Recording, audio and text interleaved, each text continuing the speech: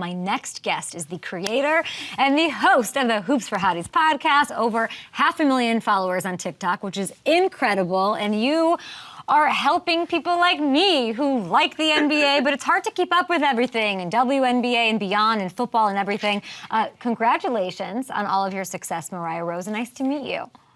Thank you. You too. Honestly, I'm covering football for the first time, like doing a football for hotties, and I've learned that it's way too many sports going on at one time, so I completely get it. But to me, it's like I have 18 weeks, 17 games, then the play.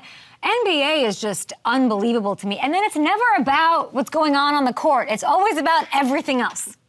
100%. I mean, people always get on to me because they're like, we want you to talk about, like what's going on the court and the trades, and we don't want to hear about the drama. But I'm like, those are the videos that do the best. Like, what you do? Like that is what the people want. That's what I'm doing. So yeah, I mean, you keep up with it all. NBA, WNBA, NFL, and you went to your first NFL game. Is this true? Your first NFL game? It was the Falcons and the Bucks?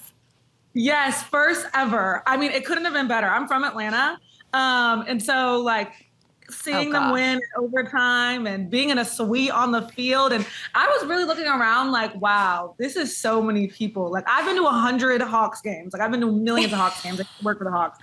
It had nothing on that.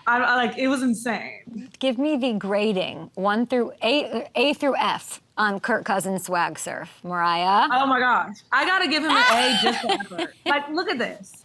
This is so wholesome. Like, I think that the only thing better than this was when he was doing the whole, like, the chant, like the Atlanta affirmations, and he's like, go into their trap, take over their trap. I'm like, I would have never thought I was going to hear Kirk Cousins talking like that. Oh my God, I love it. I want to know the beef that I need to pay attention to as we move to the NBA side of things. Like, you need to get me right on the storyline, or the game, whatever plot I need to be tracking before All-Star break. Okay, there's a few. Okay. The thing about the NBA is they decide that they want to have beef on a night-to-night basis. But I can give you, like, historically, Lakers Celtics, I'm going to be paying attention to that, because I wasn't really expecting the Lakers to be as good as they are this year. Like, I wasn't expecting JJ Redick to make this big of a difference, but he has. Sorry to Darvin Ham. So they've been looking really good. And then the Celtics are the defending champions. And then they've got that whole historic, the two teams with the most championships. And I think that seeing them two go head to head is going to be really interesting. Okay. And then you've just got all of the players that left situations that we expected them to be in forever, going back to their old cities, like Klay Thompson going back to Golden State, or Karl Anthony Towns going back to Minnesota. Like, I'm going to be paying a lot of attention to those. And then just general, like, little spur of the moment beefs. Like, Dylan Brooks somehow finds a way to have beef with everybody every single week, even Wemby. I mean, like, how are you beefing with Wemby? He's been in the league for like 10 minutes. So anytime Dylan Brooks plays, if you want to watch a little beef, tune in. I'm literally writing this down. Dylan Brooks. Chris Paul punched him during Spurs. I don't know what's happening. I'm literally bookmarking it. I love it.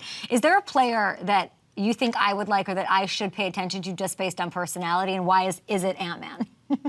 Oh, 100%. That's exactly what I was going to say. When you think of personality and play on the court that you would want to watch, it's Ant-Man. Like, outside of just basketball, like his hilarious interview clips, like his whole personality, like he's hilarious, and he's so himself, but he translates that into how he plays. Like, he doesn't care. Like, he was talking mess to KD, and KD's like his idol, like before they were on the Olympic team together. So I don't get it. I don't get it, because I'm like, you look friendly, but then you don't like it. I don't understand. That's the crazy thing about the NBA right now. It's like, I guess we have a little bit of this going on in the NFL, but like with the whole podcast culture and like the way things are different now with social media, it's like they're all buddies. And then you're watching the game and then Katie's like, yeah, or Ant's like, yeah, Katie can't guard me. I'm like, what? I don't know. And then I'm like, KD, didn't you like know Bronny when he was a little baby, but you just like gave him the business? And so like, it's just, all of it's wild to me. But let's do a quick league overview. I'm going to give you something in my NFL world, and you give me a rapid fire, their NBA equivalent. Chiefs. Who's in the dynasty era? The Warriors are what I would compare to the Chiefs. However, I don't think that there are any active dynasties in the NBA right now, because it's just like a little bit harder with the current landscape of the game, but the closest thing would be the Warriors for championship. How about Cowboys? That's America cares about them, but they never live up to expectations, at least not in the last 30 years. Closest thing to it would be the Lakers, and I would say that, I mean, the Lakers won a championship in 2020, but it's just because for the last few years, the Lakers have been subpar pretty much. Like, they haven't been that great for us to be expecting them to win the championship every single year, but when you have LeBron on your team, that's just the expectation. Let's do this with a player. Who's the NBA equivalent of my favorite, Joe Burrow? So kind of quiet, elite, really fashionable. Shai Gilgeous-Alexander.